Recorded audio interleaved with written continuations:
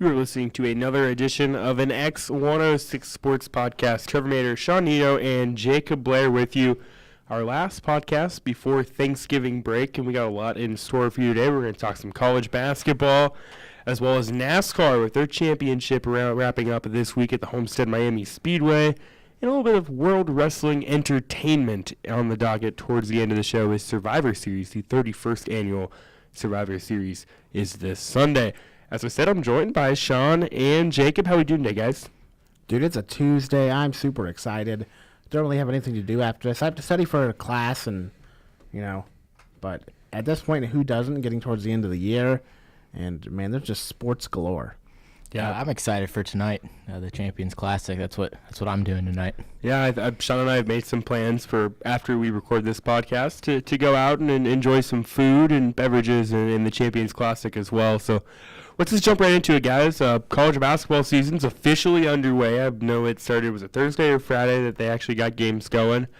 Not really a lot on the docket over the weekend. Not a ton of great matchups. I think Texas A&M and West Virginia was the only ranked matchup. But then you look at tonight, you got two really good matchups as part of the Champions Classic, as we alluded to.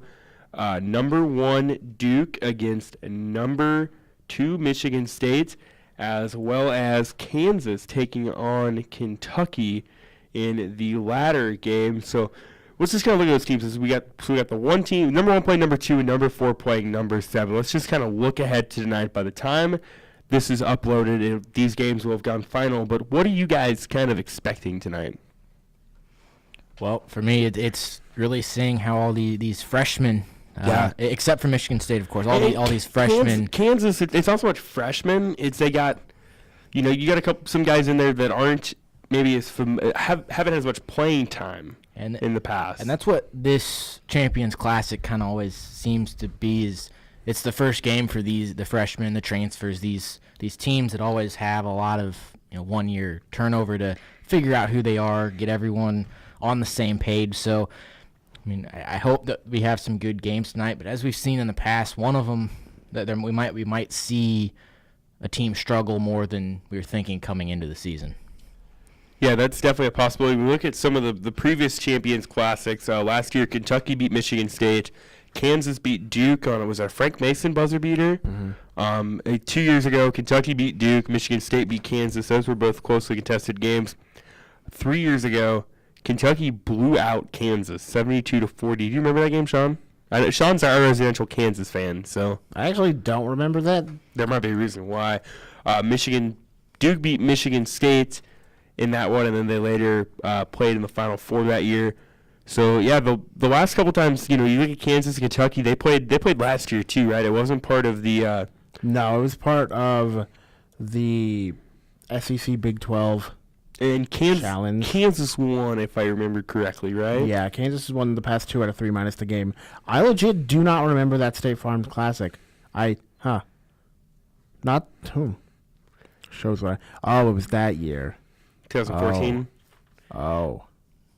Was that the year? That was the year they lost Wichita State in the tournament. That was the year that they had, you didn't really have a star per se. You had Perry Ellis, who's been there since World War I. You had Wayne Selden, Kelly Oubre Jr. for 1 year, but I mean, there wasn't the star-powered team. That was the undefeated Kentucky team too. Now that it kind of resonates back with me, the team that had and that's the Anthony Towns and Colby Stein and the Harrison twins that they met back up in the national championship game, and it was actually a really close game. Well, 2012 they met back in the national championship game, but whatever. But 14 when Kentucky blew them out 72-40. That would have been the Kansas year where I think it was Kelly Oubre's 1 year maybe in there, and Kentucky was undefeated with the Harrison twins and they lost Carl later on. Yeah, because they were stacked. Yeah, so that's what's on store tonight. The Champions Classic, Kentucky and Kansas is a night game. Michigan State and Duke is it a 4:00 start? I believe. I think it's 6 and 8. 6 and 8, even better. To me, when I look at these teams, like you said, outside of Michigan State, there's some youth, and even Michigan State, there's some youth. And Miles Bridges is their best player, and I mean, they've got a freshman that everyone's high on, but there's some. Kansas is probably the most experienced of these 4 teams when you look at it. With Michigan State, it's a team. And you look at their roster; it's majority sophomores on the Michigan State team, which it is a year of experience, so that's going to help them. They've played with each other before, and then with Kansas, the question is how much of a leader will Devontae Graham be for Kansas? Because I think Kansas is going to need someone, at least at the beginning of the season, to bring those guys together. So I think at the beginning of the season tonight, I think we're going to see Michigan State probably be the best-looking team of the four tonight.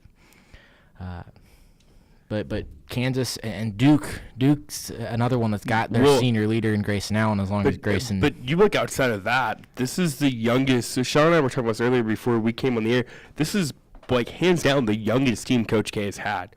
And I think the thing with teams like a Duke and a Kentucky, and I think Missouri fans will see this year too, when you have that much young talent that is still getting experienced in the college basketball atmosphere, they aren't going to be as good of a team in November as they might be in mid-January.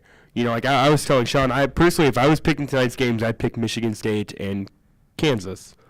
But if we play those games in January, I would probably pick Duke and Kentucky, because by that time, the Marvin Bagleys and will have gotten accustomed, and the Knox kid from Kentucky, his first name escaped me, almost went to Mizzou.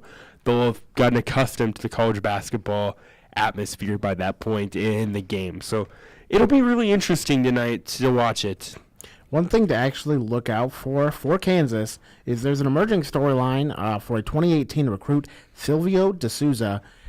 He has the possibility of joining Kansas for the second semester because he's basically done with high school. He basically has to take all the standardized tests. Yeah.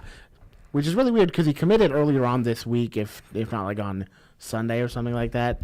And so like this story came out last week, and it was really weird to see because his guardian's like, yeah, man, he really wants to go play for Kansas right now. And where's he from? I do not know, but if we can stall enough, I can look. Well, we'll take a real quick look at the AP top 10 right now, as this was the preseason top 10. Duke number 1, Michigan State number 2, Arizona 3, Kansas 4, Villanova 5, Wichita State 6, Kentucky 7, Florida 8, North Carolina 9, USC 10. Jacob, anything in there that you see that kind of surprises you, or anyone maybe ranked too high, too low? I think North Carolina at 9 is too high. I know they lost a lot of. To me, that's an interesting one. Well, to me, you lost Justin Jackson. You lost a lot of your pieces over the last couple years. You spent all year last year trying to get revenge for the championship. You lost to Villanova. You come back, you get it. I just think this team is going to have a down year this year. And you look at Carolina, really the only ones they returned from the team last year. Luke Mayhew came on late. I know he came off the bench, but he had some key moments for him. Also, the only guy that went to class. That's also a fact. Theo Penson, I believe I don't know if he started last year or not. I know he had some quality time. And then Joel Berry, but Joel Berry's out the first couple weeks. I mean, because the incident where he got mad playing video games. And I feel your pain, bro. Punched a wall. I think what helps them is you look at some of the recruits they have. A seventh Woods. First of all, great name. I've heard lots of good things about him. So he was there last year, and he was probably one of the more hyped players early in high school for the 2017 class. And it didn't really amount to anything. Actually, did not look impressive. I mean, they'll need some development from one team that I guess I just didn't think about them being up in the top 10, and their 10th is USC. I mean, they've got some returning talent. This is a team that made the tournament last year. They beat SMU in the tournament last year, if I remember correctly, and because it was SMU that was really hyped that they could have gone on to beating Duke because they were in the same. They got the round of 32, right? Or was it the Sweet 16? I think it was around of 32, but they returned Chimeze Metu and Benny Boatwright, so they've got some talent returning there. I just didn't think about them being that good. But, they're upside the top 10. Just kind of an outside looking at the top 10. Miami, Cincinnati, Notre Dame, Minnesota is 14th. That's an interesting one. Xavier, 15th, and a team I think is going to surprise people this year, Texas A&M. Yeah, I mean Texas A&M, they're who are they coached by? It's not Billy Gillespie. It's man. Okay, well, is it Mark? No, Mark Trojan's in Maryland still. His name's escaping me. Well, It's Trevor Billy Kennedy. Billy Kennedy. Okay, yeah. While you're looking that up, I did actually find out where Silvio D'Souza is from. He is from IMG Academy down in Florida. Bradenton, Florida. So That's a pretty big athletic school. Mhm. When I look at the rest of this, guys, Wichita State number 6. That's not that surprising when Wichita State's kind of got that mystique around them now of being a good program, and now they're in the American Athletic Conference as well. I'll be interested to see what they can do. Florida at 8. This is a team that's kind of snuck up on some people, I think. This was an Elite 8 team last year. They've got some good returning pieces as well. When you look at their roster, Chris Chioza kind of came on late in the season. Kevon Allen. They have a transfer from Rice, Igor Kulichev, who went off for 34 against Gardner-Webb. I was watching that game last night, and I was watching the Florida team, and I know what they're playing. But as I was watching this, I was sitting there going, "This Florida team is scary. This is a team that This might be the team with SEC. Yeah. So, Yeah, I don't right know, now, man. I think they're better you than got to Kentucky. take it and away from Kentucky before I They- do they- anything. Like They can score. I know that. Florida's going to be able to put up points this season. Oh yeah, that's going to be an interesting one. Looking at some of their teams in the top 5, Villanova. This is a team. They returned Jalen Brunson. They returned McCall Bridges, Phil Booth as well. So this is a kind of still pretty experienced team for having being 2 years removed from winning a national championship. Obviously, no Archidiakono or Josh Hart. But what do you guys see from Villanova this year? I mean, it's going to be kind of who steps up because Josh Hart was the leader of that team, and so they're going to have to be able to find a way to come back. I think they're relying on. I think their plan is to rely on Jalen Brunson for that. That would be my guess. This is a team that obviously they're ranked top 5 in the preseason, so I think they're going to be pretty good this year as well. I think they're going to be good. I don't think they're a top 5 team this year. I think they're overranked going into the preseason, but again, it's preseason. But I just with losing all the pieces they've lost over the last 2 years, I kind of feel like they're still riding that, we got to the championship run now, and it's not going to come crashing down this season, but you're going to see, okay, there might only be a top 15 team, a top 20 team that makes the Sweet 16, and that's it. You know what kind of team this Nova team reminds me of? The ones that shouldn't go deep in the tournament, but they do. Well, and that's, Villanova, you look at the way they've been the last 10 years, and a lot of times they're a 1 or 2 seed, and people think they're going to go far, And they lose and in they the second don't. round. I remember one year I had Villanova going to the Final Four, and they got beat in the second round. Was that by NC State? I think it might have been the one before that. Might have been when they lost to UConn. And then, the next year they're a 1 seed. A lot of people have them going as far as the Final Four, and they lose to NC State. The next year when I did my bracket, I had Villanova getting bounced in the second round by Iowa. 1, because I'm an Iowa fan, and 2, I wasn't sold on Villanova. Lo and behold, what do you know, that's the year Villanova went on to win it all. So, yeah, this is an interesting Villanova team. This seems like a team that could really kind of sneak up on people. It's still really early, though. It's the 14th of November. We could be looking in December or January and be thinking completely different about these teams. But what about Arizona, guys? Alonzo Trier returns, one of the best players in the nation. They always have a good freshman class coming in. There's been a lot. I've heard a lot of good things about DeAndre Ayton. He's a 7'1" freshman from the Bahamas. They're ranked number 3. This is a team that everyone has said for about the last 5 years they're a national championship contender and haven't made it to the Final Four. They haven't got past the Elite 8 yet. So what do you guys see from Arizona this year? I kind of need to see them take those next steps, which is really hard to say again in November because they've been hyped up for a few years and they haven't taken that next step. But I think if they can, they'll kind of get some notoriety back to the Big 12 or the Pac-12. Sorry, but I think the Pac-12 is still going to be a good basketball conference, or at least better than it has been. I know last year Oregon was really good. You'll even see some Stanford. Washington was really bad, even with the number 1 pick. And UCLA, I'll see how they kind of form together without Lonzo. But I think this is pretty much Arizona's conference to run unless anybody else emerges. USC, but I don't know enough about USC to be able to make an argument for them. See, with Arizona, I can't sit here and say this is their year like everyone's been saying for the No. last 5 years. I need to see how they come together this season, how they look in February. But where we sit right now, I think you're going to see another disappointing exit in the Sweet 16 or Elite 8 from Arizona when we get to March. Yeah, it's really tough to look at. Real quick before we kind of jump into the localized teams here, Jacob, you had a hot take. Have you already addressed that hot take, or do you want to address that hot take? I can. So it involves the American Conference with Wichita State and Cincinnati. Uh-oh. Wichita State is returning, I think, 7. Basically, their entire team is returning, and right now, Marcus McDuffie isn't even on the floor. He's not there until January, and he's there. What's the other kid's name? Shamit or he's Landry Shamet. Shamet, yeah, I couldn't remember. I couldn't think of the last name, but he's been kind of dinged up too, hasn't he? Yes, both McDuffie and Shamet were hurt in the offseason. Shamet was able to come back for the start of the season, but just this team.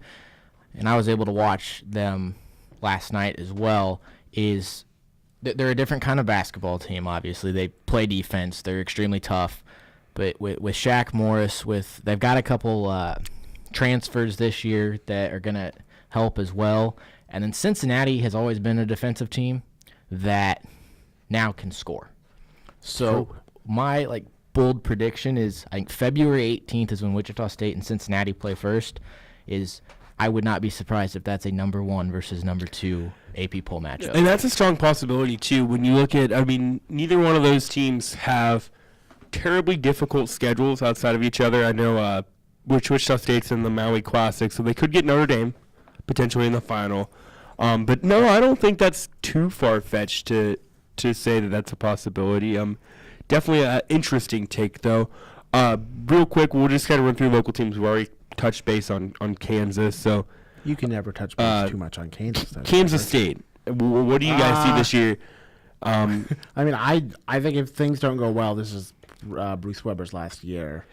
I don't know that it is, even if things don't go well, because you look at all the other stuff that's going on in college basketball, and all the corruption and the coaches getting fired and stuff.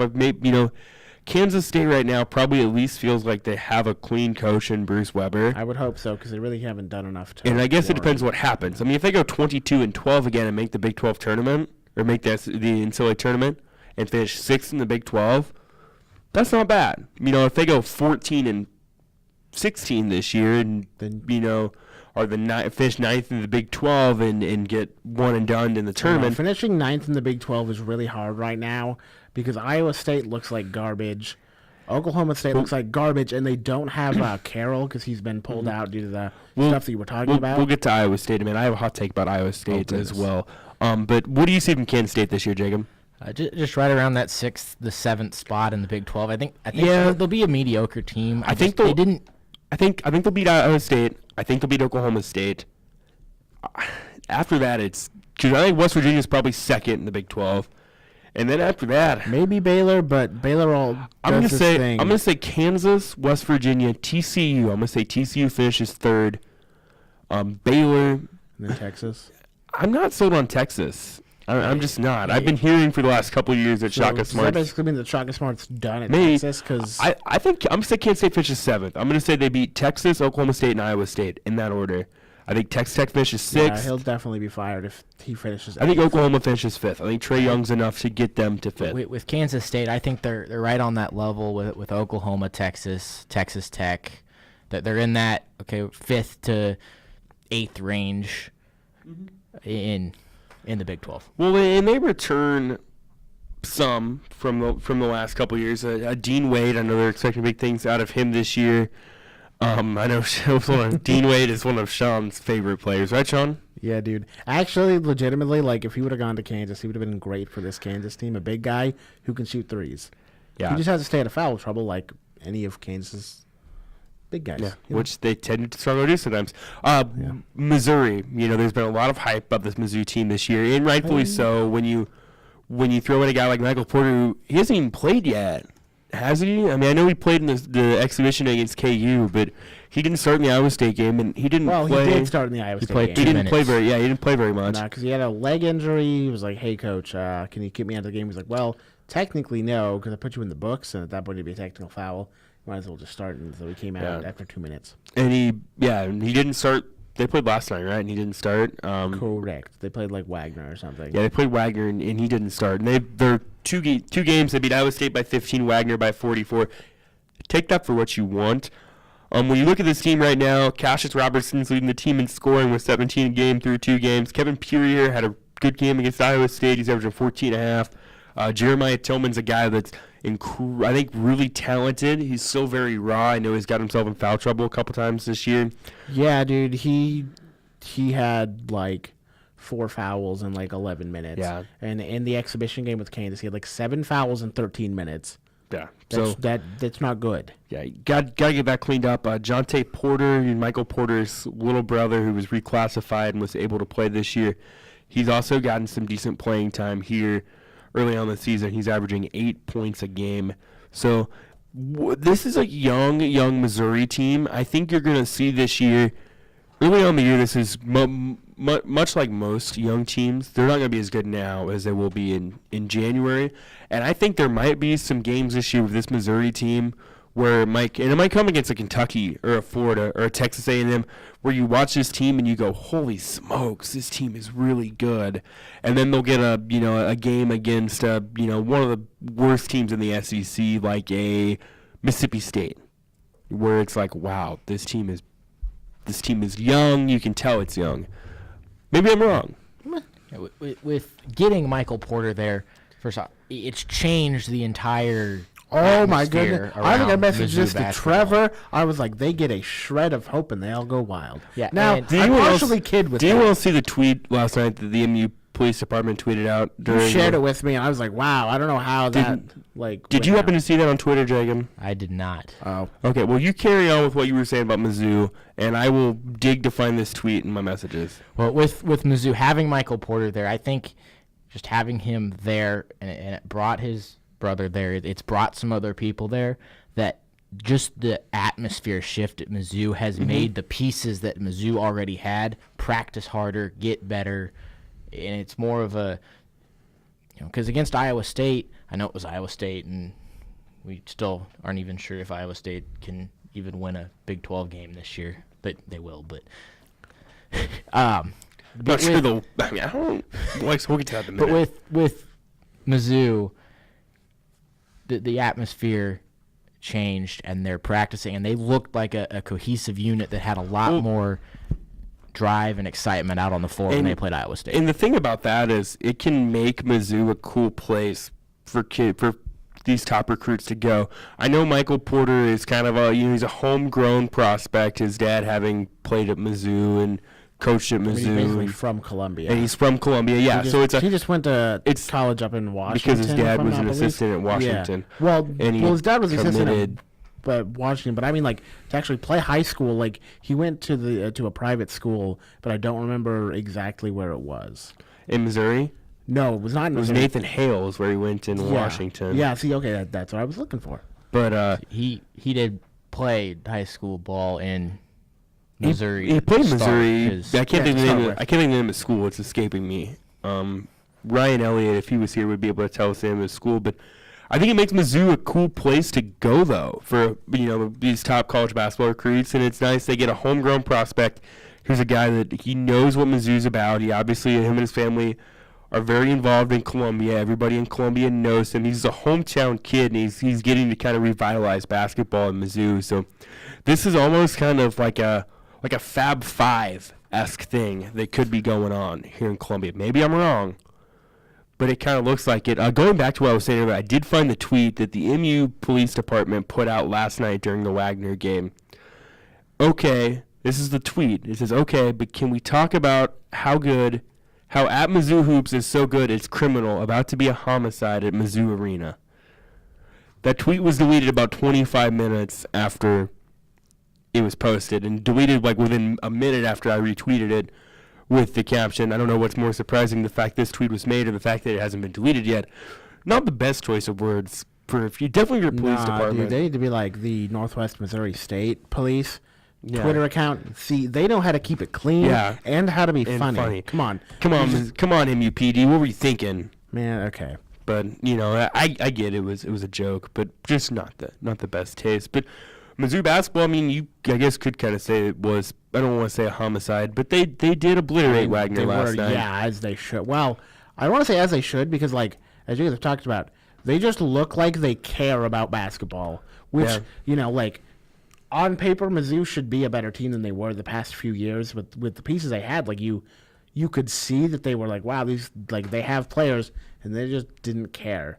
But now with a new coach and just the better recruits coming in, they actually care, and so does the fan base. I mean, there were a few games last year that you were like, oh God, there's like 2,000 people here in this stadium. I'm pretty sure it's somewhere they had almost sold, or maybe they did sell like all of their season ticket allotment. Yeah, I can't remember the exact number, so I'm gonna quickly look it up because it was like they had sold. Okay, so they have 15,061 tickets that like can be sold because that's the seat capacity, but 15,600 tickets were sold to their first game. Yeah, that's like it's going to be packed. So it was standing room only, essentially, yes. And it helped that it was Iowa State. So it's really realistically only a 4 or 5 hour drive for people from Ames to come down, and there's a lot of and it's not that far from the Southwest Iowa region too, so that might have helped a little bit, but it's still going to be good turnout for Mizzou, as long as they're playing good, which I don't think will be a problem this year. I don't think it has to be that they're playing well. Like if they start to like absolutely look back to the way they were, yeah, you're gonna see some people pull out, and it's not gonna be the same type of atmosphere that it was for that game. But if they keep winning, then it's only gonna get better and better. Yeah, and real quick on Sean's point is I know Michael Porter being, a hometown bred kid, he's not this one and done player that wants to get to the NBA. Mm-hmm. He wants his 1 year in college to mean something. And he wants to do something at Mizzou that hasn't been done there. It's not like Anthony Davis at Kentucky or Andrew Wiggins at Kansas. I mean, it is, but it isn't. I mean, do I think Michael Porter is going to stay after this year? Probably. I don't, but not. I think he has a better chance than a lot of other. To me, it depends how the season plays out. If he's hurt all year and doesn't get the chance to play a lot and it hurts his draft stock, then yeah, why not come back and play another year in your hometown and maybe help your draft stock and get another year under your belt. But I don't think he'll stay more than 1 year, but maybe I'm wrong. Mm-hmm. And real quick, before Porter went to Nathan Hale in Washington, he was playing at the Father Tolton Catholic High School. Thank you. In Columbia. Couldn't remember the name of it. Ryan Elliott told me one time what it was. I couldn't remember. He's also from that area, so you know a little bit more. We're going to jump in real quickly. Iowa right now, guys. This is a team, I know I'm a little biased being an Iowa fan.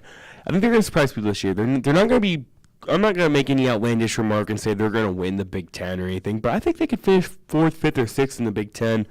You look at what they returned. They returned 4 of their 5 leading scorers. They did lose Peter Jock, which is big for them, but they had good production last year down the stretch from Jordan Bohannon, Tyler Cook. Nicholas Bear's been playing really well for them. Cordell Pemsel. Luke Garza right now is leading the team in scoring as a 6'11" freshman from Washington, D.C.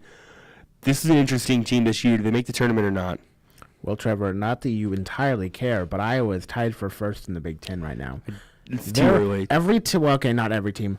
12 of the 14 teams have played 2 games. Indiana has the only loss. They're 1-1, so they are dead. Who did they lose to? Am I missing something? They lost to Indiana State. Like, they got routed by the Sycamores. That's bad. And then Michigan State's only played 1 game, so they played tonight. So, I don't know.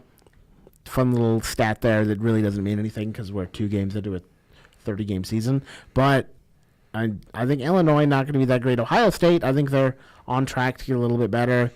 But having them go 5th, or go 4th, like the worst they're really going to get, I think, is 6th. That's the worst. When you look at the Big Ten, I think Michigan State obviously wins the Big Ten. Minnesota's a lot better. Northwestern, Wisconsin. Wisconsin's not even ranked, which is really interesting. But I'm going to say it'll finish Michigan State, Wisconsin, Minnesota, Northwestern, Iowa. I'm going to say Iowa finishes 5th. Because Purdue, there's some questions with Purdue. They lose Swan again. Mm-hmm. I know they still have Isaac Haas, but that'll be interesting. Maryland lost quite a bit. So that'll be an interesting one as well. But, they did just have a really nice win over Maryland Eastern Shore, for what that's worth. They beat them by 50. Yep. but I'm going to say 5th. What do you say, Jacob? In the tournament or not? I think they're going to make the tournament. I think they'll end up right around the 10 seed and win a Fine game. Fine, and then lose to the round of 32 to like Kentucky. The Big Ten is very middle heavy in my opinion. The 4th through 8th, 3rd through 8th is a lot of questions with the Big Ten right now. And you talked about it, Purdue, Maryland, all those schools. Just kind of got to figure everything out. But I think in the end, Iowa ends up kind of where they always are, right around 5th, 6th, 7th, something like that. 10, and they'll be that second to last Big Ten team to make the tournament. Yeah, most likely. Real quick here, Iowa State. They've had a good run the last 4 or 5 years, but and then their coach left, so then all of their players are they're bad this year. They lost to Milwaukee last night by 18 points. It's bad how bad they are. I kind of called this, having followed this team real closely and stuff the last couple of years, and knowing they were losing Monte Morris and how big he was for that program, and Nazmi True-Long as well, and Matt Thomas, losing all those pieces. I wasn't sold on how well Steve Prohm can coach or recruit, and right now it's looking like he can't do either one. Fun fact, in both of Iowa State's losses, they've given up 74 points. So if they give up 73, they'd be fine, is what you're saying. No, because they've only scored 59 and 56. And that's weird for an Iowa State team. Yeah. Like, that's weird. Yeah, and you could kind of see this coming last year, because the only production you were really getting out of that Iowa State team were the seniors. Well, and you look at all of Brom's guys that he brought in weren't really doing much, and now it's all his guys, and they really only returned. They don't look good. They really only returned 2 guys that had I don't want to say they had medium production last year. Donovan Jackson and Solomon Young. That's it. I mean, outside that, this is a very inexperienced team. And Young didn't really start doing a whole lot till the second half of the season. Yeah, no. So this brings me to my hot take that I had earlier on that I said I wanted to get to. So we've talked about we don't know how good of a coach Steve Prohm is. Correct. And he was just kind of I don't know that he was actually their first choice. I think their first choice would have been their coach to not go to the Bulls. But yeah, I don't think like even with that, I don't know the problem was their first choice. I think it was just kind of, this guy is available, we'll hire him. Never try to settle. Yeah, not a good thing. And he was good for the first couple of years because he was playing with Fred Hoiberg's guys. Which brings me to this. Chicago Bulls are absolutely terrible, guys. I mean, they're bad. It's a fact. They're not going to make the playoffs. They'll be lucky to win 20 games. They'll be real lucky to win 20 games. Yes. Fred Hoiberg was kind of in hot water last year with some stuff that was going on with the Bulls, and they made the playoffs, didn't they? They were like were they the 8 seed? Yeah, because they were up 3-0 or whatever on the Celtics, and they couldn't 3-1. 3-1. And that kind of quieted everything, because all of a sudden they were able to come back and make a run and got in the playoffs. That's not going to happen this year. I think Hoiberg's gone. I think Prohm's gone. And I think the mayor, Fred Hoiberg, goes right back to Ames like nothing ever happened. I would not want to see that. And they would open him back with open arms. Oh, you talk to people in Ames, and they love the guy. I mean, because he's from Ames. What he did with that program as a player, what he did as a coach the first time around. Yeah. He could go back to Ames, and no one would be mad that he left, and it would be all over again, and they'd be back to breaking Sean's heart every year. That's not every year, but one stat for Iowa State that you'll be like, oh, this is why they're losing. They're shooting 26.5% from 3-point. Yeah, that's rare for an Iowa State. I mean, it's not necessarily rare, but it's not a good characteristic for an Iowa State team to have when you expect to win. They will shoot you out of the court if they're on, but if they're off, oh my goodness, they're going to get outscored by 20 almost every single night. Yeah, so it'll be interesting to see this year. There's kind of a quick look at your rundown teams of the local teams, Kansas, Missouri, Kansas State, Iowa State. Real quick, guys, before we move on to the next topic, if you had to pick a national champion today, who would it be? It's tough. You put me on the spot. I don't. I don't like this. For me Trevor. right now today, it's Wichita State. That's probably a good pick. I feel like I know which way Sean's going to go, but Sean, No, go ahead. dude, I can never put my faith in Kansas right now because it'll just be ripped away from me, and then I'll have a sad March. Oh, it would be a bit better to have a sad April because then at least you got there, but it's generally a sad March, and I get made fun of. I get tweets at, and then Trevor sends me a DM. It's like, Sean, how do you feel? And I say words that I can't say during a podcast, and everything's fine. This Duke team, I think, has the potential to go all the way. They're not quite formed yet, and I need to see how Grayson Allen performs. He's had a pretty bad 2 years after a very outstanding freshman year. So you know what? I'm gonna go Duke because I think that they have almost all the pieces that they just have to come together. So they might not look like the team for the next month or so, but I think come March and April they'll be pretty good. I'm going to go Florida. That's not a bad pick. Yeah, to me, because there's so many questions with Duke. They're young. Michigan State, outside of Miles Bridges, they're young. Arizona, we can't trust them come tournament time. Kansas, can't trust them come tournament time. Villanova, they've lost a lot the last couple of years. It's tough to say.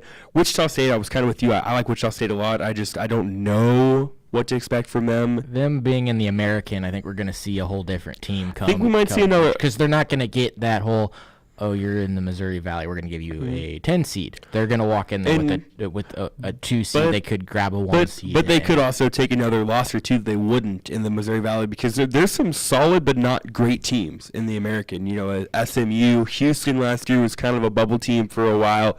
UConn will turn stuff around there as well. So they could take another loss or two than they would have in the Missouri Valley. But it does help them when it comes to RPI. So I totally get why they did it on that fast. So there you go. There's our way too early national championship picks. Jacob with Wichita State, Sean with Duke, and I have Florida. So if for whatever reason any of those teams do not make the tournament, that would be why. Is because if any of those teams don't make the tournament, there's a lot of questions. Florida's probably the most likely to not make the tournament of those three.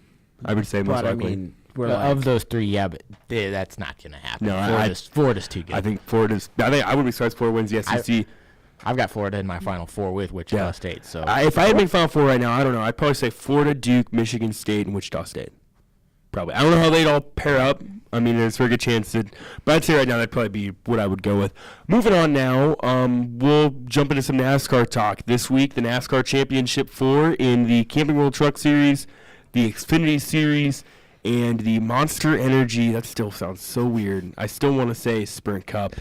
The Monster Energy Cup Series will take place this weekend. The Truck Series Friday, the Xfinity Series Saturday, and the Cup Series, I'll just call it the Cup Series, on Sunday at Homestead Miami Speedway in beautiful Miami, Florida. And guys, I know Sean is a NASCAR expert when it comes to this stuff, right, Sean? Yeah, dude. Anything that I tell you today, go put money on, like right away, because the picks are gonna be so perfect.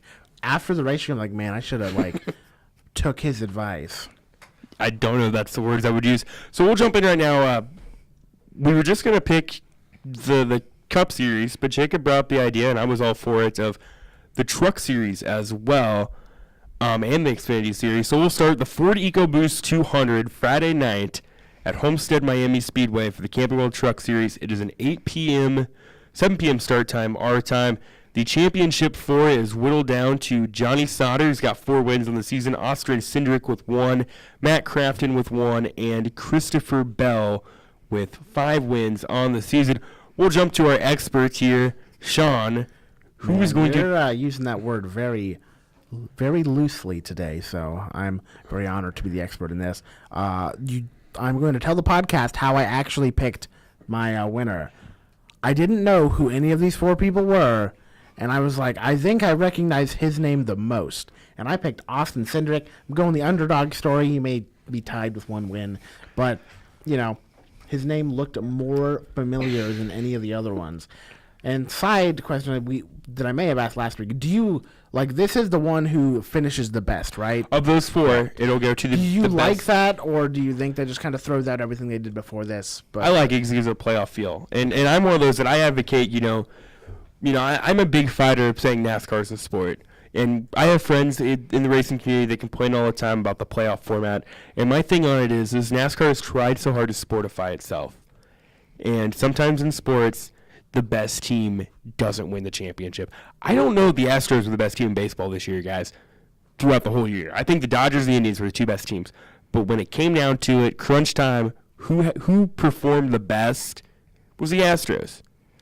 Obviously the Warriors were the best team. Last year the Cubs were the best team. But when the Royals won those series 2 years ago, I don't think they were the best team in baseball. I think the Cardinals were. They got hot at the right time. So I personally like it. I think it adds excitement because otherwise, I wouldn't really care about this week if the championship's already locked up. Well, how many times have we gotten to the last race and we already know who the champion is? So in terms of having one race at the end of the season to decide everything, I love that. Me too. I'm not necessarily a fan of having 3 races and then eliminating guys all the time because I know that's a too small amount of races for mechanical failures and stuff like that because we're talking about not just skill from the drivers, we're talking about race cars as well. Well, the thing I like about it though is that they've added in, it's almost kind of definitely now next year when they'll have the road course at Charlotte, you almost get every type of track in the playoff. It's because you get Talladega, you get the road course at Charlotte. I've been saying for a long time then you get a road course in there because you get a guy on the road course. You might get a guy like Jimmy Johnson who struggles on the road course. That could hurt him, but a guy like a Jamie McMurray who might sneak in, he could win that race or mess around and finish in the top 5 and it boost him. So, yeah, I enjoy it. I agree. I think sometimes, I can't count how many times the Jimmy Johnson fan who's been eliminated because of a mechanical failure, and it sucks. Last year Martin Truex Jr. probably would have gotten the championship for it, but he blew up at Talladega, and it ended his chances. And that's why I really like the playoff points and giving these guys some buffer. Okay, you've dominated the regular season. Here's a bunch of buffer points. It took me half the season to understand, but once and maybe you can relate to that, like NASCAR just worded it very confusing. Yeah, and that's what frustrated me about their whole stage point system is I understood it as soon as they announced it. Yeah. But the way they were trying to explain everything made a fairly simple idea sound like algebra. And it caused outrage not that everywhere. bad. It is to me though. Trigonometry, like if yeah, you're gonna get into, calculus. I'm not gonna mess with that. I have a cousin who took calculus her senior year of high school and got 100% on it, like throughout the whole class. Smart, man. Yeah. And so, to me, like when they explained it, like that's what it sounded like to me. I was like, I don't get it. And then when you actually sit down and read into it, okay, you get 10 points for winning a stage, and then you get one playoff point for winning a stage. You get 5 playoff points for winning a race. Those go towards obviously the playoffs because they're playoff points. And real quick, those playoff points the drivers have accumulated through the season mean nothing. They're done now. They're done. And the stages don't mean. The stages don't mean anything. It is straight up. Whoever finishes the best wins. So to get back to our truck picks, Christopher Bell has dominated the truck season all season long. But Johnny Sauter's quick, Matt Crafton's quick. For me, I can just throw Austin Cindric out of the picture. He hasn't had the picks. That's yes. And we're gonna come back next week and be like, I showed you all. Look at my superior picking skills. Obviously, Austin Cindric has just not shown the speed to be able to run with Christopher and Matt and Johnny. And the only way for him to win a championship is I think those 3 get into it with each other. I think we'll do some crazy stuff. I just with it being a 1.5 miles and with it being Homestead, where for some reason the guys that run, the dirt sprint cars and dirt midgets, they like Homestead. And I just think I think Christopher Bell, as he heads off to Joe Gibbs Racing for the Xfinity Series next year, Christopher Bell, who is going into Homestead as the favorite, takes care of business and wins the truck championship. Brilliant minds think alike. I think Christopher Bell wins it too. Matt Crafton, a very experienced guy. He's the only guy of those 4 that I believe has a win at Homestead, so that might help him. But I think things are just going too well for Christopher Bell this year, and I think he gets it done. I think Johnny Sauter is kind of that wild card. Is he knows how to win races when his car isn't the car that should win a race. So that's kind of with Sauter. I don't think he's going to have the quickest car at Homestead, but he's someone that can use strategy, use his savviness behind the wheel, and get to the front. Back to last year, came to the championship for he didn't win the race, did he? No, because William Byron won the race, and Johnny Sauter finished third. He finished ahead of the championship four, which were Matt Crafton, Christopher Bell, and Timothy Peters. So 3 of these 4 guys have championship four experience as well. Yeah, and with the trucks, I do think the champion will win the race this year. I think so too. I don't see anyone outside of that other than maybe Chase Briscoe. Yeah, grabbing a win, but I think the winner of the race will be your champion as well. I think so too. If Matt Crafton does end up victorious, he will become a 3-time Truck Series champion. Only Ron Hornaday. Ron Hornaday is the only other one that has done that. You know, Mike Skinner won, I believe. Mike Skinner only won 1. Holy cow! So yeah, Ron Hornaday, he'll become the only 3-time Truck champion outside of Ron Hornaday. So, and Ron Horday's a Hall of Famer. So that's something interesting there. Moving on now to the Xfinity Series. Theirs will be on Saturday, the Ford EcoBoost 300, a 2:30 start time on the NBC Sports Network. Your championship 4 heading into that, Elliott Sadler, Justin Allgaier, William Byron, and Daniel Hemrick is your final 4. And first of all, I'm not going to lie, I was a little surprised to see Daniel Hemrick make his way into the championship 4. I wasn't. Like I'll explain that here. When you look at like what else there was in there, I'm not like that surprised. But it was pleasant to see him have the season he's had. I know he hasn't got the win yet this year. Actually, 2 of those 4 guys have not had a win. William Byron has 4 wins. Justin Allgaier has 2. Elliott Sadler and Daniel Hemrick are both winless. Hemrick beat out Cole Custer. He beat out Matt Tiff. He beat out Brennan Poole. He beat out Ryan Reed. So when you look at that pool of guys, it's not that surprising. But it was just when he came in as a rookie, I wasn't sure. I didn't think he'd make it to the championship for him. So, Sean, who do you like? Well, now that you told me the wins, I don't like my pick. But we're going with Elliott Sadler. That's a lot better pick than you might think it is. Hey, well, okay. See, now we're going off of like a strategy of, again, names. Now, Justin Allgaier, I think I've heard in passing, but I have heard of Elliott Sadler. I'm going to get laughed at for making these picks based on guys I know, but it's better than me just like drawing out of a... No, it's actually worse than drawing out of a hat because at least I have a chance with the hat situation. In this chance, I'm going off of 0% knowledge, but I'm going to go with Elliott Sadler. Okay, well, for me... Well, I mean, what else do you say? Well, for me, on the point of Daniel Hemrick, I think I had Hemrick making the championship 4 at the beginning of the season in that 4 spot. And real quick, at Phoenix, that race between Cole Custer and Daniel Hemrick to get in there was probably one of the better battles we've seen all season in all 3 series. Yeah. That race was awesome between those 2 to get into the championship 4. It came down to 1 point between those 2 to get into the championship 4.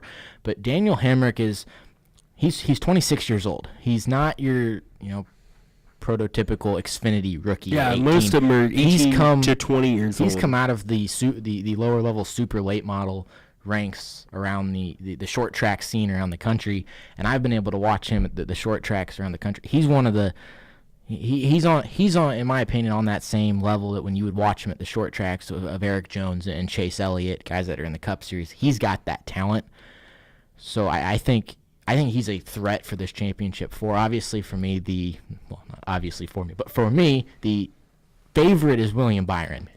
He's not necessarily had the best speed all year, but he's the most consistent. He's about as smooth of a driver as you're going to see at his age. And then with Allgaier, he's had the speed all year. He's a little bit more inconsistent. For me, I don't think Elliott Sadler I think he's going to be there right around 6th to 8th all race long and have a chance at the end to, pull some veteran moves and get the championship. But for me, I think Daniel Hemrick's going to have his best race of the year. This might not be enough.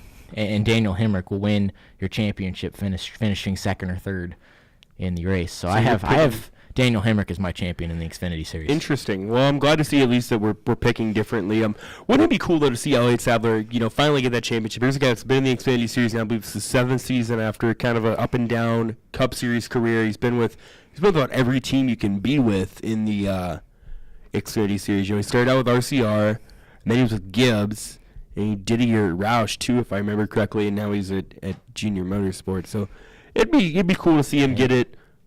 If Elliott does end up winning the championship, you're not going to see him leading or up front all race long. No. It'll be he's running fifth and sixth all race, and then we get about 30 to go, and here comes Elliott Sadler. And you look at what makes this championship 4 so interesting is you don't have to, because even lap sled doesn't matter.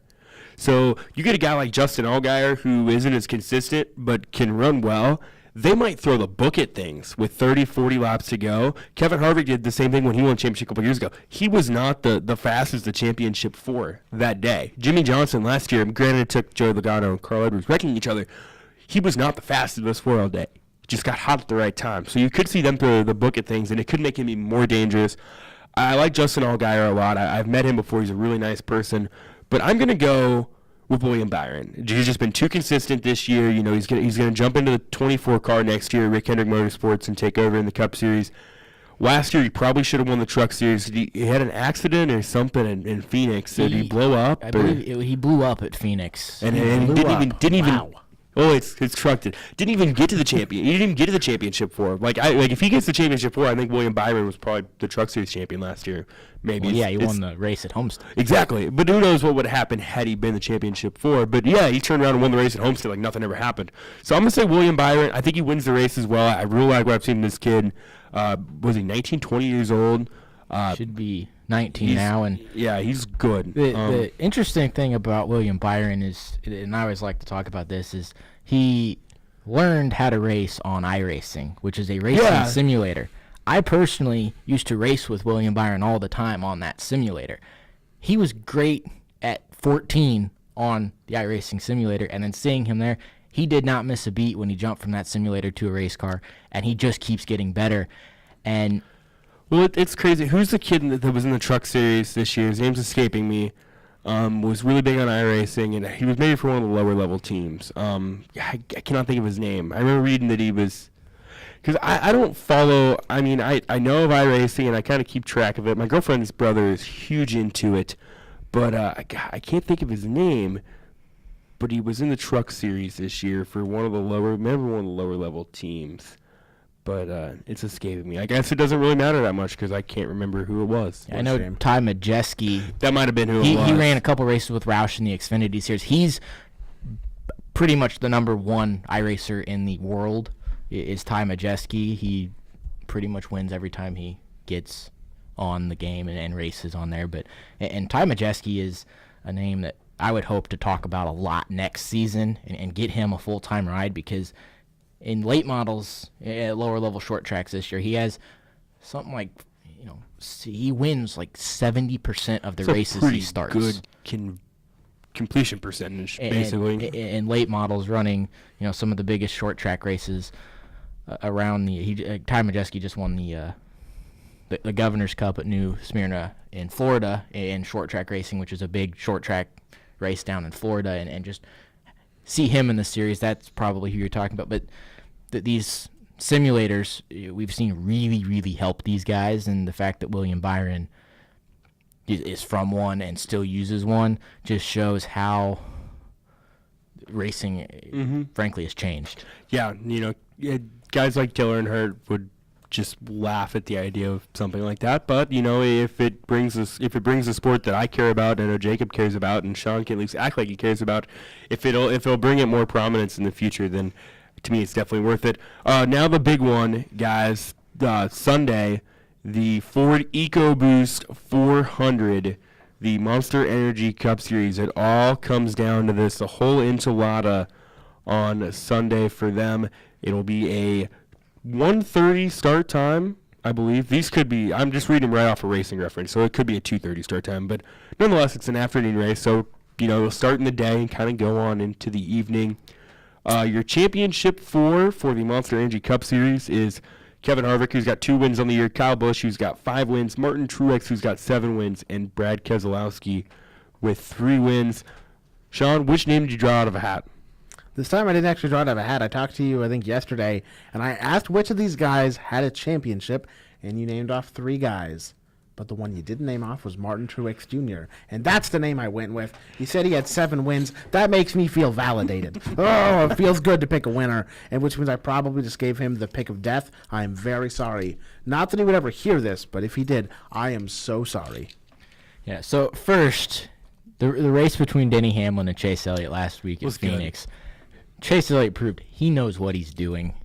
The way that he raced Denny, didn't wreck him, but caused enough problems it ended up wrecking him. It was hard racing, but it wasn't. I wouldn't say it was dirty. It was hard, but it wasn't dirty. It was short track racing. Yeah. He did what he needed to do, and I really thought we were going to see Chase Elliott in the, Final Four. I thought we were too. I'm pretty sure I picked him in the podcast last week. He went. I think you guys both did. Yeah, he went too hard too early. And I went Denny Hamlin. I had to be the instigator. He drove. He used his tires up, and Matt Kenseth, good to probably see. Retiring Matt Kenseth. It's good to see Matt Kenseth get the win. And speaking of that, this Cup Series race, it could very well be the final Cup Series race for two of the most overrated drivers in the history of NASCAR. As Danica Patrick does not have a contract for next year, and Dale Earnhardt Jr. has announced his retirement at the end of 2017. So Matt Kenseth retiring as well. So kind of a farewell to some of the main faces of NASCAR through the last decade or so. Yeah, and we've got a lot of young faces that I think are going to fill that void very quickly. And to me, when people talk about, like with the retirements of Tony Stewart, the retirements of Jeff Gordon, the retirement of Carl Edwards, now the retirements of Matt Kenseth and Dale Jr., when people are like, NASCAR's dying, it's no, you're just too ignorant to look at some of the young faces we have with a guy like Kyle Larson, Chase Elliott, Ryan Blaney, Bubba Wallace, William Byron coming up now. I still think Chris Buescher, given the right opportunity, I think he could be a lot better than what he's been given.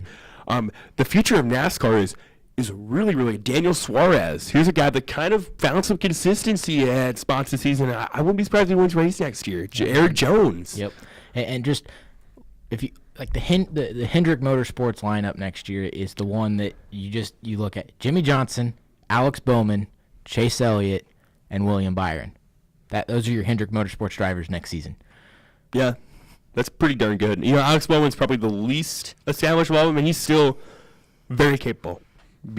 I've always liked Alex Bowman a lot, so that'll be interesting. I know Sean Will, Martin Truex, Jacob, who's going to lift that big trophy on Sunday at Homestead, and do they win the race as well? What made this difficult for me is if you look at what these four guys did at Phoenix, is none of them really did much.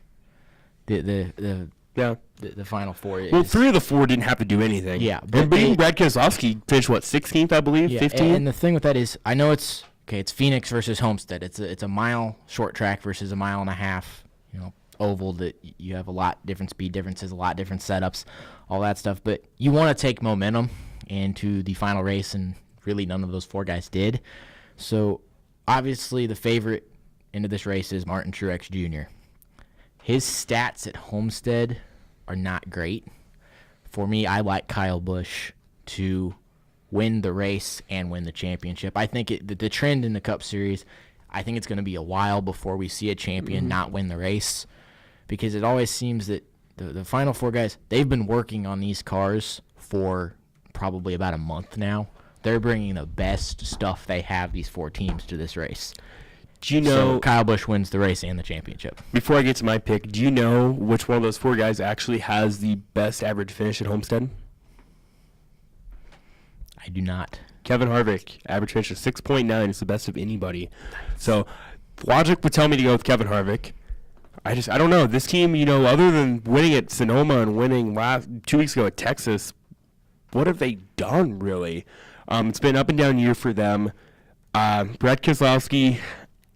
Yeah, he doesn't have the speed. I just haven't seen it from him the last couple weeks. Aside from winning at Talladega, I think he had some speed at Martinsville until he got caught up there with Chase Elliott. Martin Truex just hasn't ran well at Homestead. Outside, I believe the first time he ever ran there, I think he finished second or third. But outside that, he's never ran well there. I'm gonna go with Kyle Busch as well. I don't want to, but he normally either crashes or runs really well at Miami. It's just weird how it works. But I'm gonna say that there is a winner that is not the champion. I think Kyle Busch finishes second. I think Chase Elliott wins. Here's a guy that's, he's had speed the last couple of weeks. He should have won at Martinsville. He should have won 7 times now. Yeah, you look at, he's got 7 second place finishes? He's tied for the most second places ever in the Cup Series without a win. He's got to be up there with Casey Kane and Kyle Larson, because those guys finished second 47 times, it felt like, before they ever won a race.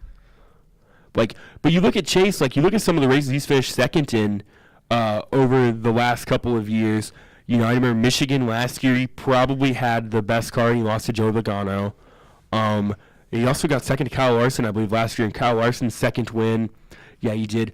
Was leading the Daytona 500. 2 laps to go? Ran out of gas. Michigan again this past year probably had the better car. Dover just kind of couldn't catch some brakes late. Martinsville got taken out.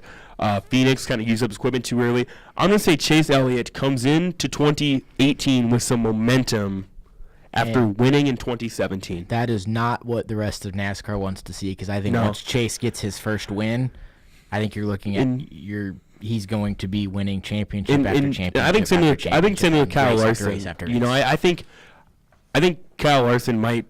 You know, if I had to pick 2018 champion right now, I'd put Kyle Larson, because the way things went from him, when I picked my final four for Homestead, I got 3 of the 4 right. I had Truex, Keselowski, Busch, and Kyle Larson. I had Kyle Busch win it all. So I was close. Kevin Harvick had to mess some stuff up for me, but I think Kyle Larson as well, in the bad race he had at, was it Dover or Talladega? It was Talladega, which he never runs well at restrictor plates. So it'll definitely be interesting. There's our picks for the Cup Series. Sean Will Martin Truex Jr., his most knowledgeable pick of all of them. I'm proud of you, Sean. And then Jacob and I both went with Kyle Busch. So it's going to be exciting this weekend. It'll be interesting. Like I said, a lot of things going on. It's Danica Patrick's presumably last race in NASCAR. Who knows what will happen with her. I don't think she'll find a ride. She wants a ride that is quality, so similar to Stuart Haas, and the thing those are all full. And you're not. And you look at what else could be out there.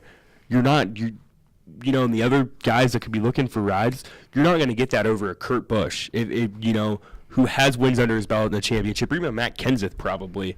So it'll be really interesting. Most of those rides, I can't think of any big rides off the top of my head that have filled unless Kurt Busch doesn't come back to Stuart Haas. I think the only one left is that 41 car, unless if Kurt Busch doesn't come back, and it sounds like they're wanting him to come back. The only other question still out there in terms of the off season is Furniture Row Racing has said they are not fielding that 77 car. So it's they're a matter still of open to it if a sponsor comes along to help them with the funding of that 77 car. So what happens there? So if you can bring a sponsor, which is where that ride's good, is okay. If Danica can get a sponsor, could she end up in the 77? That's the one question. I don't think that will happen. I don't think it'll happen either. But so that's just still hanging out there, is that 77 car. And that'll be interesting to watch this weekend. Real quick, we'll jump into, I know what Sean's been chomping at the bit for. You could say that.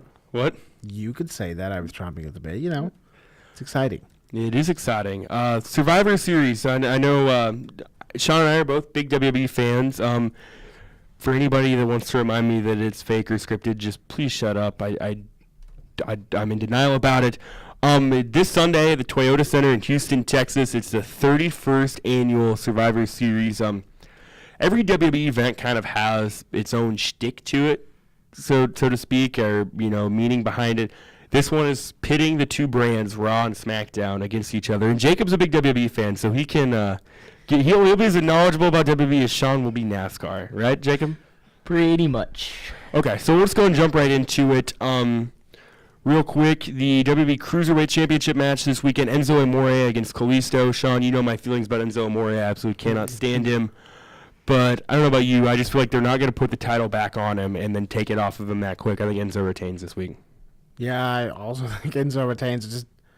They need someone like a Neville, who may be coming back, to kind of get the title off of him, or some other guys that they have in the works to come take it from him. Because, you have to have, I just don't want to see the moves from the guys. They have to be able to talk and be able to cut a promo. Enzo, one of the best promo cutters in the business right now. In the business. Wrestling, he can't. He's got a unique finishing move with a Gelonzo, but he can't really wrestle against Brock, Braun, Kane, and in the main roster. But in 205 he can at least be the same size as people, but he's just not of the same ability as the other guys. So I think Enzo wins this, but I wouldn't be surprised if he loses the title sooner rather than later. Jacob, any analysis? Well, the fact that both of you took Enzo tells me that's probably the pick I should go with. So I'm gonna go with Enzo. All right, this next one, it is subject to change because actually tonight on SmackDown Live there will be a SmackDown women's title match between Natalya and Charlotte Flair. The winner of that will face Raw Women's Champion Alexa Bliss. They've kind of done this where they put the Raw Champion against the SmackDown Champion in a non-title match. I'm just going to call right now. I think Charlotte wins the title tonight, but I think Alexa Bliss wins overall. Sean? See, there's a big part of me that's just like, I just want to pick all the Raw people because I think they're better, but they're not going to do that. And so, like, I think Alexa Bliss is better, but I think whoever wins tonight will beat Alexa Bliss just to kind of get that Raw superiority which kind of lends to my pick of, like, I think that with the women's matches that go on during this pay-per-view, it's going to go, like, 1-1 for either way. Like, I think if Alexa Bliss wins, then the SmackDown five-man or the five-woman tag team wins. But if the SmackDown Women's Champion wins, then the Raw tag team champions win. Because I don't know, it just feels like that. But I don't know. Alexa Bliss, she's a heel and she doesn't really do anything. Like, she's a great worker and she cuts promos, but I'm just not into her act, if you will. So I'm gonna go with whoever wins tonight's SmackDown match. Jacob? Well, I'm going to pull a Sean here and pick this match off of the name that I've heard before. Charlotte Flair? Yep. So you don't have to lie to me. That's okay. You don't have to. Well, I mean, the fact that you don't know Natalya Hart, this is the Hart family. Okay, But so we'll move on to the next one. This is the one that I probably actually care the least about in this, the women's tag team match. Team Raw of Alicia Fox, Nia Jax, Asuka, Sasha Banks, and Bayley against Team SmackDown, Becky Lynch, Carmella, Charlotte, Flair, Naomi, and Tamina. If Charlotte wins the title, obviously there'll be some moving around there. I would say probably they would put Natalya in that, but I could be wrong. I'm just going to go with Team Raw because I think Asuka is probably the best woman wrestler on the planet right now, and I think that's a difference maker. yeah, Nia Jax is just bigger than everybody else there. Sasha Banks is also really good. She may be the second best. Alicia Fox, I don't like that she yells a lot, and it really gets on my nerves. Bayley, she's pretty good. She knows how to put together a match. She just hasn't really been booked that way. And then Team SmackDown, Carmella, meh. Charlotte, right now, meh. Becky Lynch, okay, you've beaten up on Ellsworth the past week. Naomi, okay, she's pretty good. Tamina, meh, I'm going to go with Team Raw. Jacob? So I'm going to let everyone in on the note sheet that I created for this segment, which all it says is I have no idea. So I'm Sounds like Sean's NASCAR sheet. So I'm going to go with Team Raw for this matchup.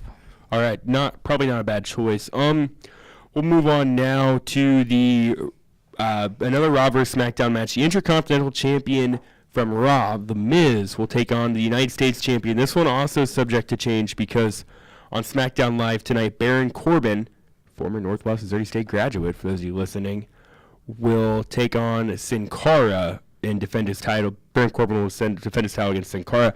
Personally, Sean, I think Baron Corbin retains, and I just have a strong disdain for The Miz. I know I'm supposed to, but I don't like him, and he always seems to weasel his way out of things. I'm going to say Baron Corbin wrecks his world this weekend.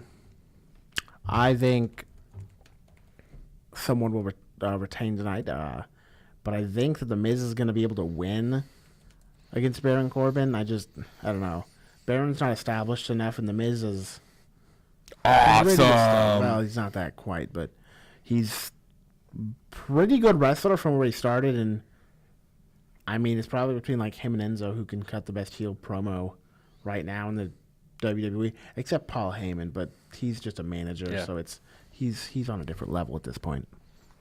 So you're going Miz? Yep. Jacob? Baron Corbin. There you go. Okay, so now we'll move on to, this might be an interesting match, the Raw Tag Team Champions of Cesaro and Sheamus, a.k.a. The Bar. I don't really know that I totally understand why they call themselves The Bar, but I don't. Don't worry. They recently won the Tag Team Championships last week. They're going to take on the SmackDown Tag Team Champions of the Uso brothers, Jay and Jimmy Uso. I have a hard time picking this one. I think Cesaro and Sheamus, like individually, are I think a lot better wrestlers, but the Usos are a lot better tag team. I'm going to say Cesaro and Sheamus make a trip to the Uso Penitentiary, and I am going to pick the Usos. I'm also going to pick the Usos. I think they're one of the best tag teams that the WWE has right now. And like you said, Sheamus and Cesaro, now that Cesaro kind of got messed up and now he has to wear a mouth guard, he sounds weird, and that plays into my mindset. I'm like, now he can't cut as good of a promo because he has to wear a mouth guard because his front 2 teeth got lodged into That was a crazy match, though. Like, his teeth, like, he hit the turnbuckle, and his teeth literally got He didn't lodged. just hit the turnbuckle, like he hit hit it hard. His teeth literally got lodged, like, 5 inches up into his gums. Like, dude. Like, It's pretty sick. that had to hurt. That had to hurt dude, a lot. Like, it was not scripted, I can tell you that much. But I'm going to go with Jimmy and Jay Uso, which I don't know if I forgot about this or just forgot to remember type of thing. They are the son of Rikishi. WWE Hall of They're relative cousins to Roman Reigns. And The Rock. Yeah, dude. Jacob? So I'm gonna be a little bit different on this one. What? Just to change some stuff up, I'm gonna go with Cesaro and Sheamus. There you go. Any reason why?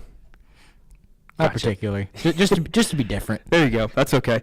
Now, these next 3 matches are the 3 that I am really, really looking forward to. Which one should we start with, Sean? We'll save the big 5-on-5 for the last. So we'll go ahead and jump into the Shield, which, for those of you that don't know, consists of Roman Reigns, Seth Rollins, and Dean Ambrose. They took the WWE by storm in 2012 when they came onto the scene. Then they split up in 2014. They kind of all went their separate way. Roman Reigns has been built into this huge superstar. Seth Rollins and Dean Ambrose recently became a team again. Then Roman Reigns rejoined them. Reigns has been out the last couple of weeks. He was battling a virus, was supposed to fight at TLC and did not. Kurt Angle stepped in instead. It'll be their second match back together as a Shield. The first time was actually last night, which is really interesting because I was like, no way. I was like, oh, yeah, because they were supposed to. Yeah, and then Roman got sick. Against the New Day, which consists of Kofi Kingston, Xavier Woods, and Big E. This is a team that's been together, I believe, since 2013 or 14, something like that. And the accomplishments they've had throughout that time, they've won the tag team championship. Can you think of how many times they have the record for longest reign? This is one of the best stables in the history of the WWE. So you get 2 of the best stables in the last decade, I think, taking each other one-on-one. I don't feel like they would put the Shield back together to have them lose to the New Day. I don't know, man. The New Day are just so energetic. And I think, honestly, like, when you look at it, you look at the New Day and the Shield, they're kind of built the same way. You know, I'm gonna go with the Shield, just because I think Roman Reigns is a difference maker. I'm gonna go with the New Day only because I enjoy the promos they cut more than the Shield. It's funny, because isn't it? It's so funny and it's just wow, these they're just having fun and that's what they do, and they dance and they make fun of people, and it's just pretty entertaining. Though I do think your idea of the Shield, they wouldn't put them together to they want to try to get redemption, but I think the New Day are going to win this just because I just want them to win. It's probably going to be my only pick that I feel the other way kind of a bit about, but I'm going to go with the New Day. So I've got the pre-fight press photo up on the WWE's website, and to me the New Day just look a lot more happy to be there. They really do than the Shield, and I think that would help in terms of a fight, and I'm going to go with the New Day for this match. All right, so I'm the one picking the Shield. This is the match I'm the most excited for. One of my favorite wrestlers, AJ Styles. He is the current WWE champion. He defeated Jinder Mahal last week. Good. He will take on Universal Champion. Those are the 2 big championships. So you have the Universal title, which is on Raw, and the WWE title, which is on SmackDown. Brock Lesnar is the Universal Champion. Everyone here has probably heard of Brock Lesnar.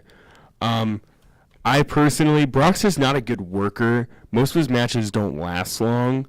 AJ Styles is phenomenal. Made Jinder Mahal look great. He made Jinder Mahal put on the best match he's ever done. So imagine what he can do with Brock, who's actually capable of putting on a good match. I personally, I love AJ Styles. I love his charisma and stuff. And the calf crusher looks like it really, really hurts. You know what move I wish he would do more often? What? The Styles Clash. Yeah. But he doesn't, because I know why. Because it's the reverse of what you would expect doing. You have to tuck and lean back your head. And it could, in fact, snap you. Well, not you could be injured. Kind of like Stone Cold was if he, Yeah, with the botch pile driver by Owen Hart. I think AJ Styles finds a way to get it done. I think this might be one of Brock Lesnar's better matches, I hope. Otherwise, why bother even giving AJ Styles the championship and just let us suffer through Jinder and Brock? So I'm going to go with the underdog, the phenomenal AJ Styles.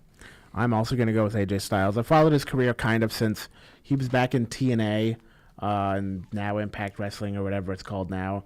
And kind of looked up some stuff when he was in New Japan. He was part of the Bullet Club, which is, like, Trevor, if you want to talk about great stables that are in, like, modern-day wrestling, they may be one of the best. They've had Finn Balor in there. The Club, who you and I talked about, good old Festus used to be there. But in this match, I'm going to go with AJ Styles. I think he's going to get a great match out of Brock Lesnar. And not that I don't enjoy what Brock does and like his entire character, because that's pretty much who he is, but I wish there would, like, the title wasn't on him, because he's so dominant that I just, and he doesn't put on great matches, and so I want it to go on to someone, not quite Roman, but, like, maybe Braun, just to see kind of how that works out, but I don't know. Jacob? So Brock Lesnar is one of those, one of the WWE names that you just know. Yeah. Well, yeah. I mean, and with AJ Styles, I personally have never heard of him before, so I'm gonna go with AJ Styles just because it's something different. He is fun to watch. You would not be disappointed. So wow, we all love AJ Styles, which means Brock Lesnar is going to win in like 4 minutes. The final match of the night, it's the main event. It's really kind of what Survivor. It the main event? Well, it's what Survivor Series is built on. Yeah, but I didn't know if it was the actual main event. I think it will be. 5-on-5 elimination tag team match pitting Team Raw against Team SmackDown. Team Raw consists of Braun Strowman, Finn Balor, Samoa Joe, WWE's COO Triple H, and Raw General Manager Kurt Angle. The stipulation is if Raw loses, Kurt Angle is fired as GM. Team SmackDown consists of Shane McMahon, who is the SmackDown commissioner, Randy Orton, Bobby Roode, Shinsuke Nakamura, and John Cena. This is actually, when you look at this match, Sean, this is a really talent-heavy match. Yes. You have John Cena, who's won 16 World Championships, Triple H, who's won 14 World Championships, Randy Orton, who's won 13 World Championships, Kurt Angle, he's won a ton of World Championships, Olympic gold medalist, Hall of Fame with a broken freaking neck. Yeah, dude. Braun Strowman's a manimal. Samoa Joe is well, acknowledged throughout the wrestling world. Shane McMahon's had a good career. Shinsuke Nakamura is well, acknowledged throughout the wrestling world. Bobby Roode has a lot of experience under his belt. Finn Balor, man, this could be an epic match. I hope they don't screw this up. This match goes one of two ways for me. Obviously, either Raw wins or SmackDown wins, but either Raw wins and Kurt Angle saves his job, so to speak, and then they go on from there with that, or he loses and then seeks retribution from Triple H and Stephanie McMahon. But I'm going to say Raw wins just because probably my second or third favorite on the roster right now, Finn Balor, is on Raw's roster, and I like Samoa Joe, and that's just a really good team. So I'm going to go Raw. I'm also going to go Team Raw, but I'm going to go with a different storyline that they're going to tell. Kevin Owens and Sami Zayn were left off of the SmackDown roster. They've kind of been feuding on and off television with WWE, and I think they're going to have the storyline where they kind of interrupt and they make Team SmackDown lose. I'm not entirely sure how it'll go down. Obviously, you have to tune into the pay-per-view to find out. But just looking at both of these teams, I mean, Bobby Roode's probably, like, of the actual, like, good people, like, he's probably the worst guy in the match. I would say Shane and then Braun Strowman. But Braun's big enough that, like, he can manhandle anybody. If I had to rank them, I would say in this order, I would say John Cena, Randy Orton, Triple H, Kurt Angle, probably Samoa Joe, Shinsuke Nakamura, Finn Balor, then Bobby Roode, Braun Strowman, Shane McMahon. I mean, yeah. Like, I might even put Shane McMahon ahead of Braun Strowman. I don't know, dude. Shane's just like... There's no cage for him to jump off of. So. It's also true, but maybe they get him like a giant ladder or he like falls from the... Okay, no, I'm not going to make a joke about him falling from the rafters because people have died that way in WWE, so no, we're not going to do that. But I think Team Raw is going to win. But you and I were talking over Twitter last night, and we were like, that Kurt Angle Triple H WrestleMania to be Kurt's final match. Not a not a bad angle they could pull out. Yeah. So, Jacob, you suffered through this and been a good sport about it. So, last one, do any of these names sound familiar? Surely like one or two of them, right? See, so the way I decided that I should pick this is how many Flip a names coin. do I think I've heard of on each squad, and then score it and pick which one wins. So, you're going SmackDown. Correct. Yes, because I figured because John Cena. So, on names I think I've heard of, not names I know I've heard of. Think I've heard of. SmackDown won 3-2. What were the three names? McMahon, Cena, and Nakamura. Okay. What were the other? What were the Raw? Let's see. See, this was just think I've heard Probably of. Kurt Angle. I feel like I've heard the name Strowman, Okay. and then I feel like I've heard the name Balor. Okay. Probably Those from two. us. So Yeah. there you go. That is our wow, that's a long podcast. Good. Our WWE predictions. So in case you kind of came in on it late, we talked some college basketball, then we jumped into our NASCAR predictions for this week. Our WWE predictions for Survivor Series, the 31st annual Survivor Series, is this Sunday, as well as the NASCAR Cup Series Championship 4 on Sunday, the Xfinity Series Saturday night, and the Camping World Truck Series on Friday night. They're all down to their final race. 4 drivers have a shot to win the title. It's every man for himself.